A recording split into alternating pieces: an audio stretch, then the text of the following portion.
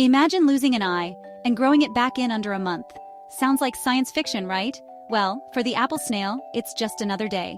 Meet Pomacea canaliculata, the humble apple snail, an invasive species with an extraordinary secret scientists have only just uncovered. It all started in Italy, where apple snails have been devastating lettuce crops. Assistant Professor Alice Accorsi was studying ways to manage them, when a surprising request came in from Dr. Alejandro Sanchez Alvarado. "Could you remove the snail's eyes and see if they grow back?" he asked.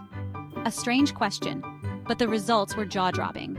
Within just 2 weeks, early signs of regrowth appeared. In under a month, a fully reconstructed eye, perfectly functional, perfectly placed. Different parts of the eye regenerated at different speeds: the lens, pigment granules, photoreceptors, each working on its own schedule, yet coming together into a perfect final product. Researchers mapped out 4 stages: wound healing, forming a special cell mass, growing a lens and retina, and finally, maturing every component of the eye. Humans? We can only do stage 1. Understanding what flips the switch to the next stage could be a game changer for human eye repair. One gene stands out, PAX6. When scientists disrupted it in snails, the creature stayed healthy, but never grew eyes. This is the first time we've seen such detailed genetic control over a complex sensory organ. It's a breakthrough that could one day inform how we repair or even restore damaged human tissues.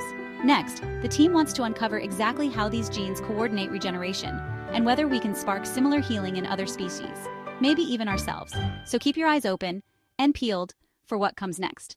For more science stories that change the way you see the world, subscribe to LG News.